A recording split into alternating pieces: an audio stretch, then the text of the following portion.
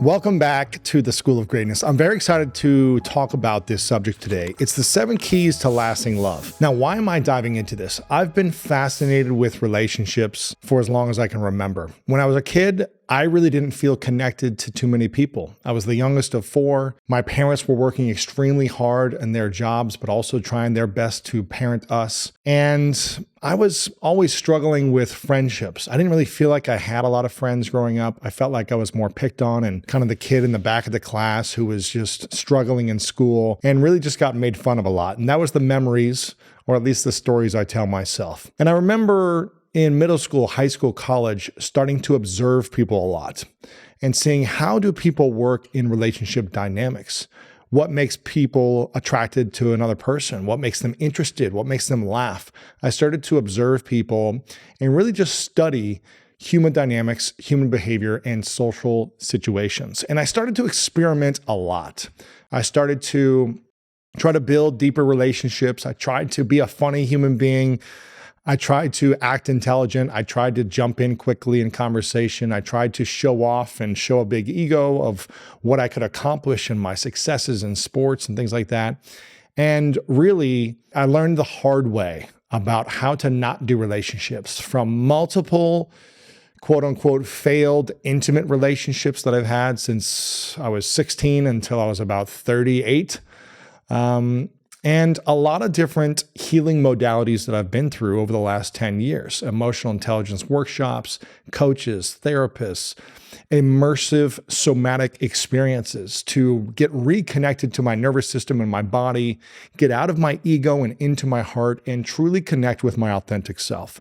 And so today is breaking down the 7 keys to lasting love and figuring out how to develop and create a conscious relationship with someone that you truly love and care about.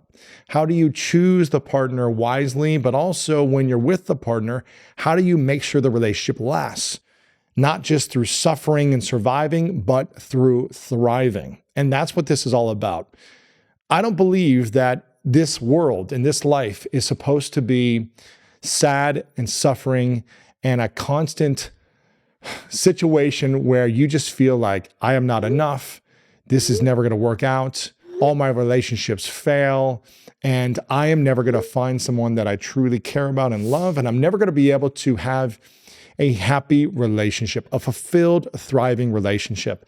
I truly believe that we are meant to overcome the adversities and the stories and the beliefs that hold us back from the things that may have happened to us and write a new story and create a new relationship with ourselves in the world. And ultimately attracting an incredible partner for yourself so that you can have a love story, a life full of a lot of love, and you can think about every single night the gratitude and appreciation you have for this relationship. I truly believe it's possible. One, because I never thought it was possible from all of these stressful, struggling, failed relationships I experienced. They felt like a ton of work. They felt like we were never in alignment and we were always off in some way.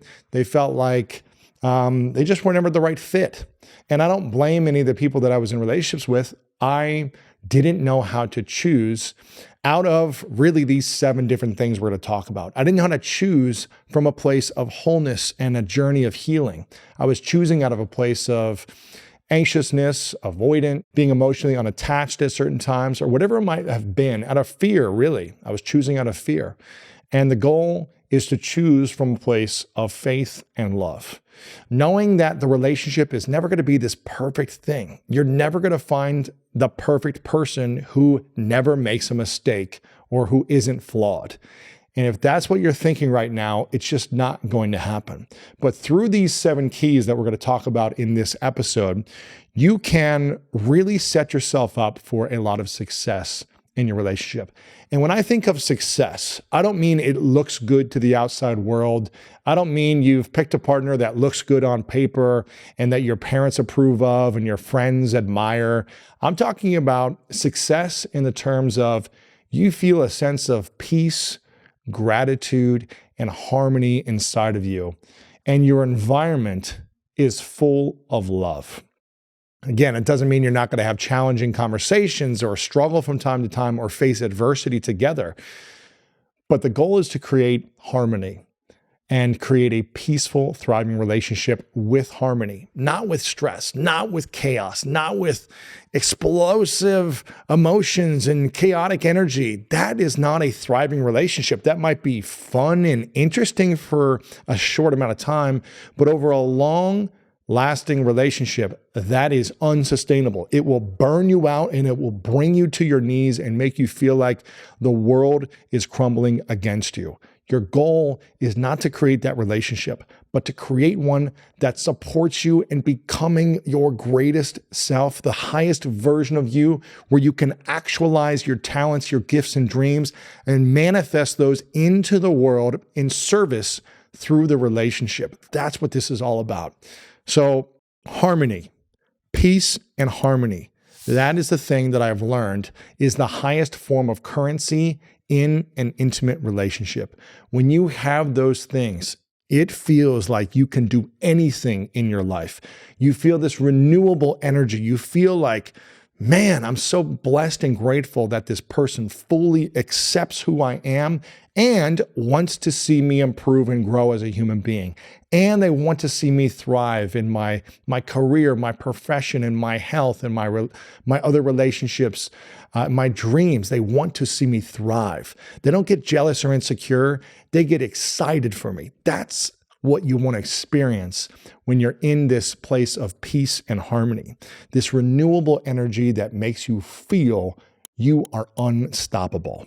And so these 7 keys to lasting love. This episode is for those who are willing to do the work. This is not supposed to be, it just comes to you effortlessly if you don't do the work. Now, if you're willing to invest the time and energy to do the work for yourself, to start to heal, to integrate, to process these different things that you may have been running from or avoiding, or things you've been chasing to try to feel and fill up something that you feel empty inside. We've got to learn to face ourselves.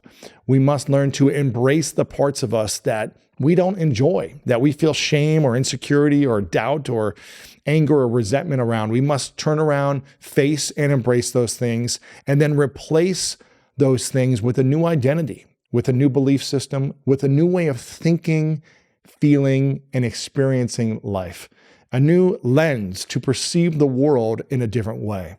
But if you're not willing to turn around and face yourself, not run away and not chase something else, but turn around and face yourself.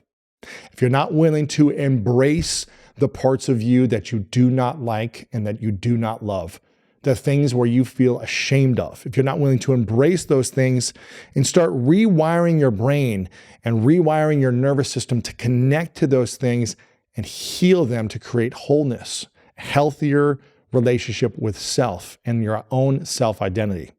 And if you're not willing to replace those old beliefs with new beliefs and embrace the change that you need to make in your life to feel whole, then this isn't going to work for you. This isn't going to work for you. You're not going to find Prince Charming who's going to rescue you from all of your wounds and traumas of your past and heal you by themselves. That's not going to happen. You're not going to find the perfect woman who's going to make you feel loved and seen and acknowledged because you never felt that before in the past. That's not going to happen. You have got to be willing to do the work on your own as well. And when you do that work, you're going to start to see people differently and you're going to start to attract the ideal partner in your life to then create lasting love. The work must be done by you. This doesn't come easily without the work. When you do the work, that's when you attract. And it's like, boom, you become a magnet. You become a vortex of love. You become abundant with possibilities for love. Then you have to be discerning to make sure you ask the courageous questions and get to know the right person and make sure you're in alignment with your values, your vision, and your lifestyle. Those will be key in choosing your partner with alignment, values, vision, and lifestyle. Once you do this, then you've got to follow through on these 7 keys. And when I looked up the biggest fear people have when it comes to relationships, I found this. According to Psych Central, the most common fears within relationships include intimacy, inadequacy, and abandonment. Now let that sink in. Intimacy, inadequacy, and abandonment. We all have some type of fear that we need to overcome. Which one of those is the greatest fear for you? If you're watching this right now, leave a comment below on our channel and let me know. Type in which one that is for you. Intimacy, inadequacy, or abandonment. Which wound do you have or have you had in the past? Leave a comment below. And how many of you have entered a relationship and feared it would go away or you might lose it? Like if you don't give in or please them of everything they want, maybe they're not going to like me and love me and they're going to leave me. I love this quote by Diego, aka Young Pueblo, who we had on the show. He said, "We allow ourselves to love because it's worth the risk. Even though there is a chance of loss or hurt, we take the leap again and again because love is one of the best parts of being alive. We don't do it because it's easy. We do it because connection makes everything brighter." Ooh, I love that quote. Diego, Young Pueblo, I love that quote because on the other side of fear, when we heal and go through and face ourselves, the parts of ourselves that we don't truly enjoy, that we're afraid of, on the other side of that, that's when it becomes a loving experience. That's where we can feel love at the highest level. But if we're living in fear and anxiety and worry about abandonment or a lack of inadequacy or whatever it might be, if we're living in that anxious feeling, we're going to attract out of a place of anxiousness. We're going to stay in a relationship in that, and that's not going to allow us to thrive and flow energetically in love. The thing that's missing for most of us is one thing. And this thing is holding you back from experiencing the most beautiful life you could ever have. It's the thing that keeps you stuck. It's the thing that keeps you feeling not enough. It's the thing that continues to put you in front of the wrong people and keep you in toxic relationships. And the thing that most of us are missing is self-love. And we will give to others before we give to ourselves. We will take care of our pets better than we take care of ourselves.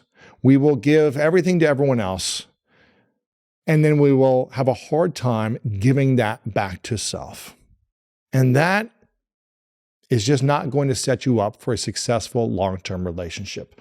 We must learn to switch this. I'm not saying stop being a generous human being and stop thinking about people. That's not what I'm saying. But what I am saying, include yourself in the conversation of being a generous human being. Include yourself in the love you give others. Give that love to yourself as well. Don't only be selfish. Don't only have an ego. Don't only think of you. Give it to you as well. You deserve that. And if you're willing to give that to others, but you aren't willing to give that to yourself, how are you going to attract and receive love from another if you can't even receive it from yourself? It will be near impossible, and you will sabotage the relationship over and over again. No matter how much they try to give you, how much they try to love you, how much they try to support you, you will reject it energetically because you haven't learned how to love yourself first. So this will be one of the keys that you're going to need to focus on if you want to have a thriving, long-lasting relationships. And before we dive into these 7 keys, I want to read one more quote that I found online. I'm not sure who said this, but I found this quote that says, "If you want something, you have to become it first. If you want love, love yourself first. If you want to be valued, value yourself first. If you want to be taken care of, take care of yourself first. Become the energy you want to attract." I want to read that again. Become the energy you want to attract. In relationships, all forms of relationships, there are keys, tools, and insights to find love. And today I want to talk about ways to making love last. Love for your partner, but maybe even more importantly, developing love for yourself. Because again, if you do not learn the tools for loving you, you'll never have a long-lasting, intimate relationship with another person. So key number 1 is communication. Now, that may not be some new concept for you, but how many of you have received feedback from your partner, a friend, or coworker that you are not the best at communicating? Or maybe you don't even know how to receive feedback because it's a one-way channel of communication and you're not a good listener. Effective communication is the foundation of every relationship, but specifically in intimacy. And there is one big thing that most people do not do in order to become a great communicator. And communication has nothing to do with what you say. Communication has everything to do to how you listen. And most people do not have the skill of listening. It is a skill. It's something I've been working on my entire life. I still get to work on listening. And I have done over 11 years of interviews that I've recorded, over 1,500 episodes.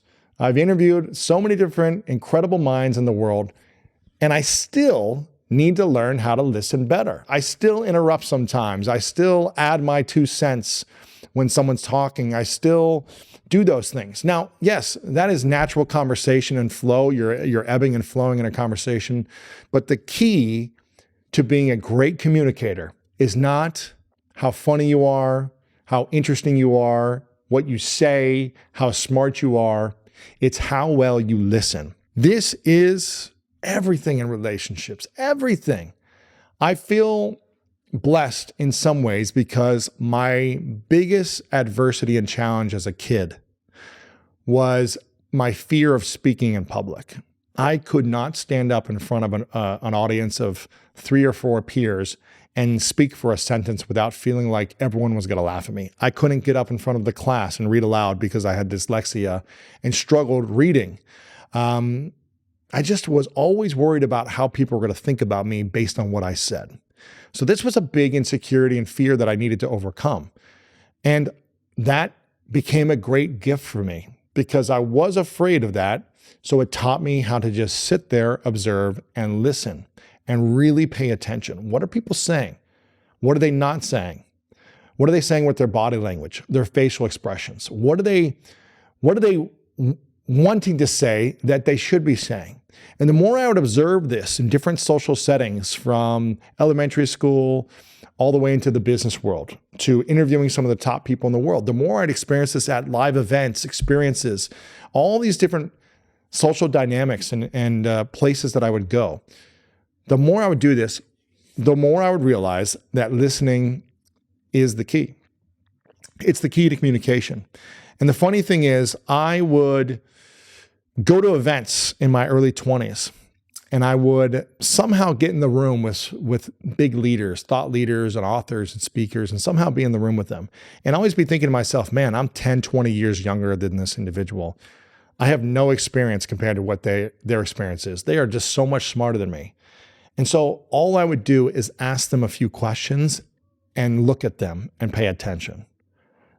Pay attention, and then I would ask a follow-up question. And I would do this for 10, 20, 30 minutes.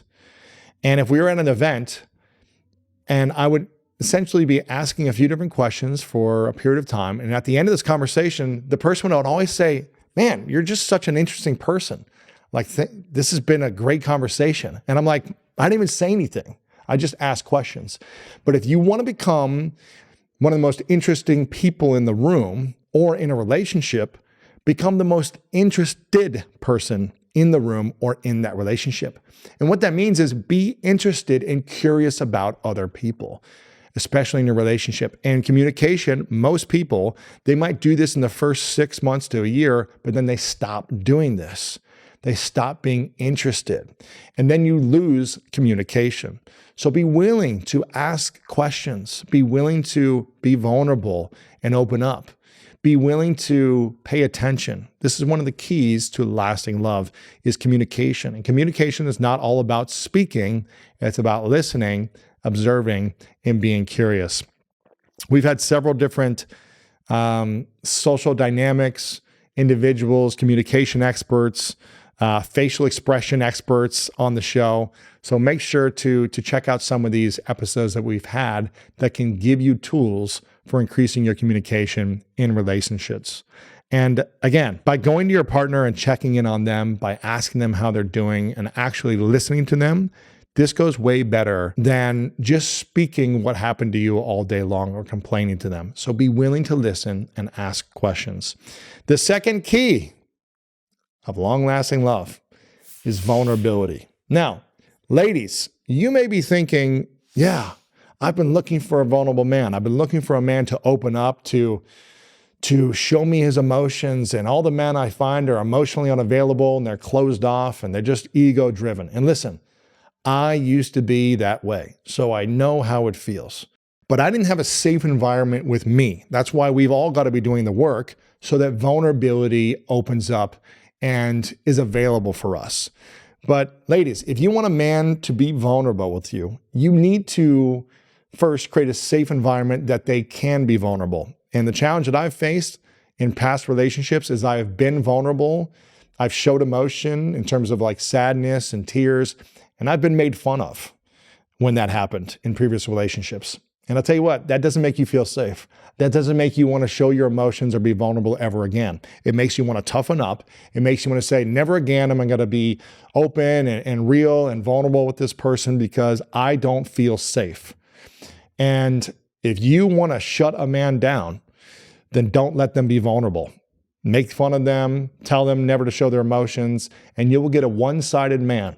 That man may be strong and he may be tough and he may get things done, but when you want someone to really feel intimate and vulnerable with, you've already shut that out of your relationship. And that's going to create distance in a long-term relationship. So vulnerability is key number 2 to lasting love. Now, I'm not saying every day you need to be vulnerable and sitting there eye to eye, staring at each other and crying and weeping over something every single day. That's not vulnerability. Vulnerability is authenticity. It's being real. It's expressing how you truly feel. But most people don't express how they truly feel. They feel like they've got to act a part. They feel like they can't truly open up. And that really will hurt you. So again, there's a lot of strength that comes in doing the internal work. There's a lot of strength. It comes in facing the different traumas that you might have, whether they're little traumas or big traumas. But this is the work that you're going to need to do in order to be vulnerable. And it took me a long time.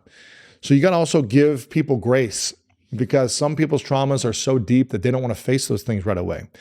And you can't force someone to face these things. You can't pressure someone to be vulnerable if they're not ready. So also take a breath and accept the person and meet them where they're at. It took me 25 years to really start opening up about some of the biggest traumas that I had, from sexual abuse and abandonment and other feelings and emotions that I felt really triggered by, that I wasn't willing to talk to people about until I felt like enough was enough and I had to start doing the work. And it was a 10, 11-year journey from that point that I've been constantly evolving, doing the work and growing. And I still have a lot of work that I get to do, and that's okay. But again, don't force and pressure someone to be vulnerable. You know, Dr. Brené Brown, who we've had on the show, amazing interview that we had, is well known for discussing the power of vulnerability in relationships and how it fosters intimacy and deepens connections. And I love this quote by Brené Brown. Vulnerability is not winning or losing. It's having the courage to show up and be seen when we have no control of the outcome. Man, when you're vulnerable and you have the courage to show up and be seen and not have control of what is going to happen next, how is someone going to respond? How am I going to feel? Man, that takes courage. And it may seem like a small or simple thing, but that takes emotional vulnerability, emotional courage. I can go on the football field against the biggest man head to head, smash my head against them full speed, tackle them, score touchdowns. I could get in a fight with anyone and take care of myself. I can do whatever I need to do. That's courage. That wasn't courage. You know, there might be moments where I need to be able to defend and protect myself if there's a life or death threat. But most of the times, it's an ego threat. It's a threat to our ego and our image that causes us to fight, to confront, to pick a fight with someone, and that doesn't serve us. We're confronted by ego. That's not courage. Courage is actually rising above that and knowing I am strong and capable enough to handle any situation because I'm training and developing myself. But it doesn't mean I need to use these anger or aggression to fight in any situation. She says it's not about winning or losing, right? It's about having the courage to show up and be vulnerable without knowing the outcome. The challenge is you've got to be making sure that you first attract a partner who is vulnerable with you before you get, committed. Date the person, get to know them, make sure that you can be vulnerable in the first few months of dating them before committing to them and getting married to them and realizing, oh, there's no vulnerability here. We've always been surface level, because that surface level is not going to support you in thriving for a long-lasting relationship. Maybe it works for a year or two, but eventually that's going to get old. Key number 3, respect. If you do not respect your partner, if you do not respect the life that they've chosen, then that means that you haven't accepted them. That means you've chosen a partner that you do not accept. And if you don't accept them, that means you judge them. It means you're judging them that they need to make a change. They need to become someone different. They need to do different things and have different beliefs and have a different way of thinking and acting and different careers and all these different things. That means that you are essentially above your partner. You think that they need to change in order to make you happy and meet you where you're at. No, my friend.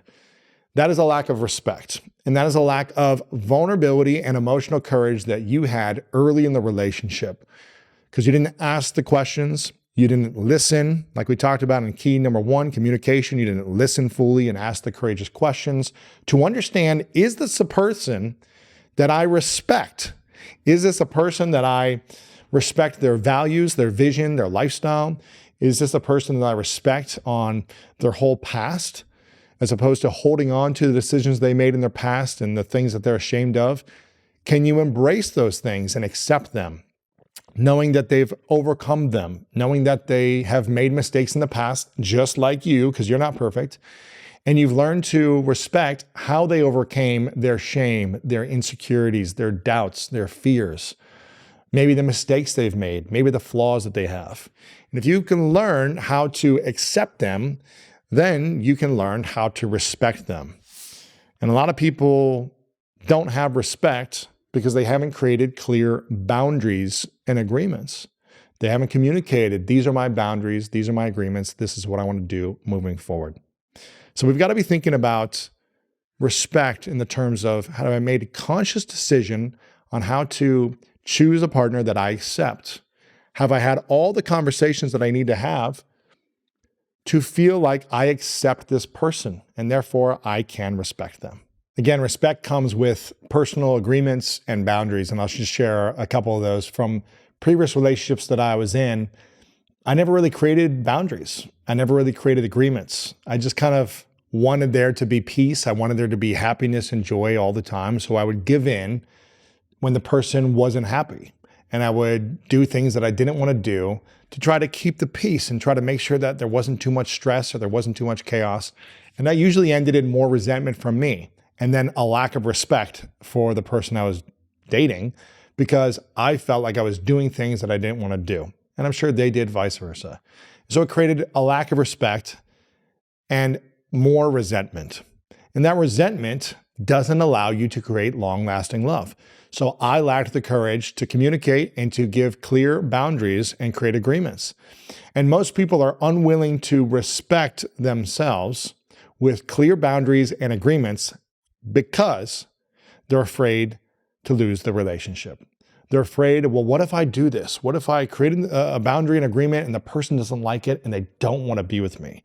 That is one of the biggest fears, the insecurity of inadequacy. And when you face yourself, embrace the parts of you that are insecure and heal and mend those things and replace yourself with the higher version of you, the new identity that serves you and your mission at a higher level, then you understand, if this person does not accept me for my boundaries and my agreements, then I have chosen the wrong person. And this will not last long term. When you say, I am going to choose you as my partner and be in a committed relationship, that means hopefully you've gotten to know all the parts of them, or as much as you can. And then you can say, I accept you for who you are, and I'm not going to change you. Most of the time, people are trying to change the person they're with to make themselves feel better.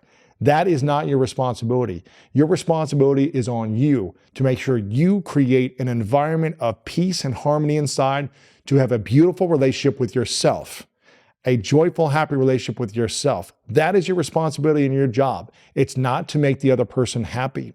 You add joy to your partner, you add to their happiness, but you do not make them happy by changing who you are. That will never work. Key number 4, appreciation. Now, I'm a big fan of the concept of love languages. Not everyone likes this idea, but I just think it's a good practicality for getting some basics out of the way in understanding how your relationship is working. And if you figure out which one of your love languages are, 5 love languages, appreciation or words of affirmation, physical touch, for me, that is like a feeling of appreciation. When someone touches me, when someone's, rubbing my back or just holding my hand or just telling me how much they appreciate me through words of affirmation, I just feel like, oh, the person I'm with has chosen to love me and they appreciate all the parts of me. When I don't feel appreciation, it doesn't have to be every day or something like that, but when I don't feel I'm appreciated in general, it's kind of like, what's the point of being in this relationship? And the same for you. You've got to be showing appreciation in ways that the other person can receive them. And the challenge is, if some people aren't able to receive appreciation, that might be a tough way to have a long-lasting relationship also.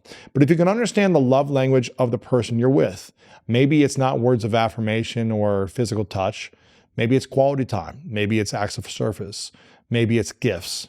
Whatever it is, ask them how they feel the most loved. When you ask them and you do those things, it's just going to bring them more joy and make them feel appreciated. If you are in a relationship with someone and you do not feel appreciated, I don't think that's going to support you in being in the relationship long term. You're going to feel resentment, anger, and frustration, and you're going to wish that this person acknowledged you for all that you did for them in this relationship and the ways that you could receive them. So appreciation is key in making sure you communicate to the person the way you like to be appreciated. Now, for some reason, when I was in my wounded season, when I would attract people out of a wound and out of chemicals and out of desires versus out of values, vision, and lifestyle, I would always seem to be in a relationship where someone didn't share my love language as the top love language. And so they always liked things that I wasn't naturally good at doing or showing, and vice versa. They would do things that I wasn't really good at receiving. I liked to receive love in a different way, and I like to show it in a different way. And so it always seemed like it was so much harder work because the things that I wasn't naturally good at, they wanted me to do. And they would request me doing it over and over again. And it felt like, man, it's not who I am. It's not the way I naturally do things in the world. Whereas when I started to heal and I finally attracted a great relationship with my fiance, Martha, we have the exact same love languages in order from top to bottom. So what that means is I naturally show up giving to her love exactly the way she likes to receive love. So it means I don't have to change who I am naturally for her to feel loved organically on a daily basis. I just need to keep showing up my best self, and vice versa. She shares her love with me and the ways that I truly enjoy to receive love. And it's just a beautiful way of saying, okay, learning and communicating about each other before you get into the relationship, just to see if you're aligned as much as possible. And I'm not saying you're not going to have a great love life and relationship if you're not perfectly aligned on those things, but you want to feel organic and in alignment in the best way possible with how you feel and give appreciation. Key number 5 is growth. Now, this is something that I just believe is necessary. Either you both need to be willing to grow together, or at one point or another, you'll probably grow apart. So either you both commit to saying, hey, we are individually going to be working on ourselves throughout our relationship.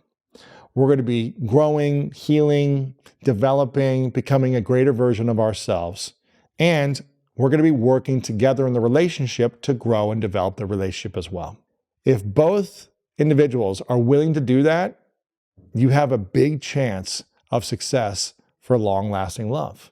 I'm not saying it's 100% going to work out, but you have a greater chance of long-lasting love. Let me know in the comments if you've ever been in a relationship with someone else who didn't want to personally grow. They didn't want to develop. They didn't want to try new things. They didn't want to get coaching or have feedback. They were always right. They never wanted to, learn how to improve themselves. They never wanted to go to a workshop or read a book or listen to a podcast about ways to better themselves. It is exhausting being with someone if you are into personal growth and wanting to improve and the other person does not want to at all. It is exhausting and it can only last so long. So either both people need to make a commitment and say, we're good where we're at right now. We've learned everything we need to learn up to this level of our lives where we've met. We don't need to learn anything else. We don't need to improve anything else. Let's live at this level. Let's stay here. All the knowledge we've gained at this point is as much as we need. And we're both going to stay at this level and not going to try to improve and grow to higher levels. I think either both people need to come to agreement that that's where they're going to be, or both people need to agree to personal growth and having a growth mindset, having an abundance mindset, and being willing to say, you know what, I'm going to try new things. Again, it doesn't mean I need to change who I am, my personality.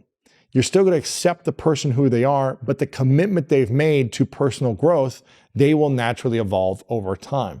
So you either need to both commit to zero growth or both commit to personal growth individually and together in the relationship. I just think that's so important. Not just in the relationship, but both individually and together in the relationship to allow it to thrive. If I look back, every relationship I've ever had, we were not in alignment on that philosophy. The relationship I'm in now, we both individually have strategies, skill sets, support to help us develop individually separate of each other, but also we work together to grow together. We go to workshops together. We meditate together.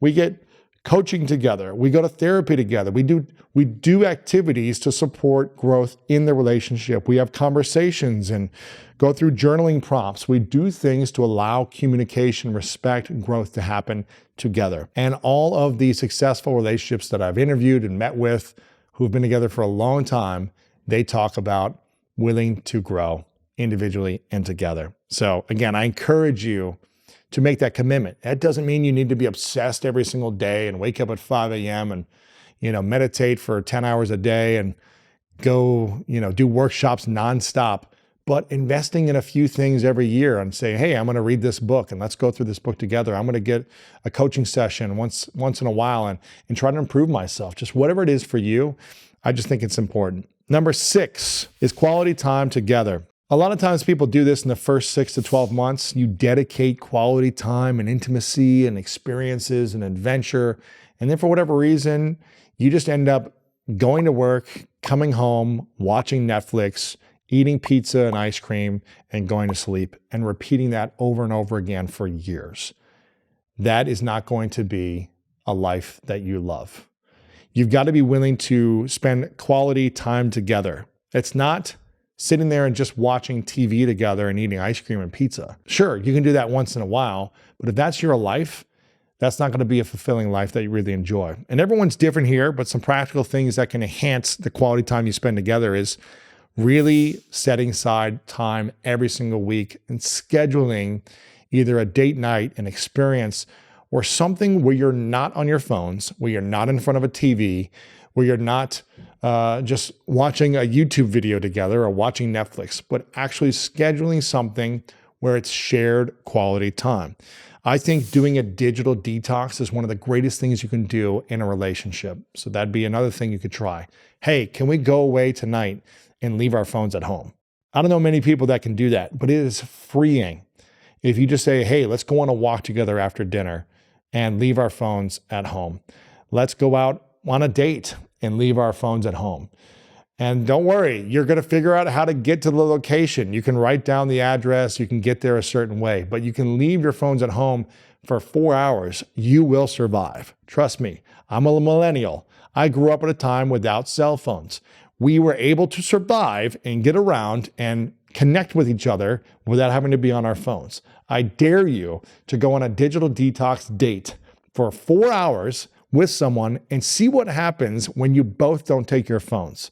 No Apple Watch, no phones, no iPads, no trickery here. Just go out and spend quality time together. Go for a walk for 20 minutes without your phone and watch what unfolds in your life. It will be magic. You'll feel free and you'll feel connected more than ever. Taking the time to have meaningful conversations. Martha and I do, she's incredible because she wants to grow constantly. So we will read a book together and we'll do a chapter at a time. It doesn't have to take all day, but we'll read a chapter for 30 minutes with different exercises or questions that we can ask each other about relationships. And this is meaningful conversations. It allows us to ask things courageously without having to do them without some prompt or exercise. This is a safer way to have tougher conversations and talk about things that maybe still are uncomfortable for us. So have those meaningful conversations, those deeper conversations. Mindful activities. Man, there are so many activities that are fun, that are, harmless, but they may not be mindful. So sure, have those date nights, those activities, those experiences, have fun. But also take time in the relationship every single year to do something mindful. Last year, Martha and I went on a 7-day retreat together, meditation retreat with Dr. Joe Dispenza, who we've had on this show many times. It was incredible. We didn't have our phones on us. We were meditating all day and learning about our minds and the power of our minds and connecting to our nervous system and our body and creating an abundant life. When you create that shared experience together with mindful activities, it just bonds you in a beautiful way and creates more harmony, more connection, more vulnerability and intimacy. And again, it sets you up for lasting love. It's so key. So again, mindful activities is one of the keys to creating quality time together. And number 7 key, adaptability. Now, adaptability, flexibility, some people say, the key to a great relationship is compromise. Compromise. But for whatever reason, I just don't like that word. I think there's a better way of saying it. And I think that's being flexible, being adaptable. And again, you can't be the only one in the relationship. When both people are willing to have this mentality, then when things have to constantly change or they don't go as planned or you need to change your plans, you're both able to come in this place and say, okay, it's okay. We're both adaptable. We can both handle this. Challenging moments, tough moments, stressful moments, you're both adaptable. You're not both rigid and saying, and freaking out. And I just think that's key. It's not about compromising. It's not about sacrificing necessarily, although there will be sacrifices. But I really look at sacrifices as decisions and choices that you are willing to make to create a healthy, thriving relationship. And when you make a commitment with decisions and choices that you want to be in this, you're saying you know what this means. You know the responsibility that this means to be in a committed, intimate relationship. And with that means you've got to be flexible. You've got to be adaptable. Now, if there's any parents watching right now, you probably know the definition of adaptability more than anyone. I'm not a parent yet, but I can understand that when you have kids, you think you have plans, but your plans are going to change all the time. You think you're going to be somewhere at a certain time, but if your kid gets sick or is throwing, a fit or has to go to the bathroom and it takes longer, you have to be flexible and adaptable. You have to get out of yourself and be willing to adapt to whatever situation is happening. The same thing in a relationship. If you're single, you live your life on your terms, but you're in a relationship, you've committed to wanting to be there for another. So if your partner or the person you're with is struggling or having a hard time, you can't just neglect that person. If they're sick, you can't just neglect them. You've got to treat them. You've got to take care of them. You've got to be there for them as you would want them to be there for you. That's what intimacy, that's what love, and that's what a relationship is. It's the ability to adapt and be there for one another. 7 keys to lasting love. I want to leave you with this quote by Dr. Joe Dispenza, since I did mention him, and I loved the episode on love and attracting love in your life. It's got over 10 million views on our YouTube channel. So if you haven't seen this video with Dr. Joe Dispenza on love, I highly recommend watching it. But here's the quote by Dr. Joe Dispenza. He said, "Falling in love with life is falling in love with yourself. And falling in love with yourself is falling in love with life." Remember, you are love. You are already loved. Love is abundant in your life, and you being born means you are love. The reason you're here is to experience and express love on the highest forms. We have to remember one thing, though, and I think a lot of us have lost the memory that we are love, that we are valuable, that we are enough. And we have to turn around or look yourself in the mirror and remind yourself that you were created to be here to experience love at the highest levels. And even though you maybe have never experienced it yet, and maybe though you've been told that you were nothing, that you weren't going to amount to anything, that you don't matter, or people have neglected you, abandoned you in certain ways in your life, and you don't feel loved, I'm telling you, you are loved. I want to remind you that you are loved, you are worthy, and you matter.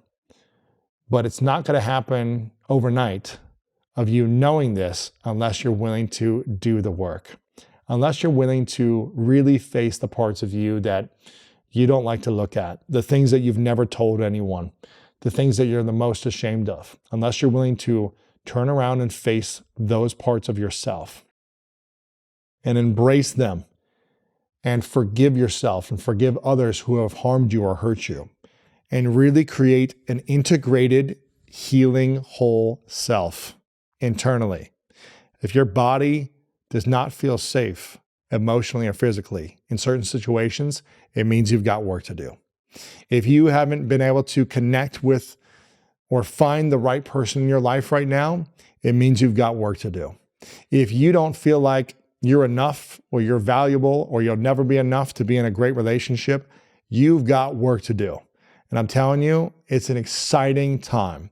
It's an exciting time because the years that I did the deepest work, the years that were painful to face myself, were some of the greatest years. Because you know why? They set me free. They allowed the pain in my heart to finally go away.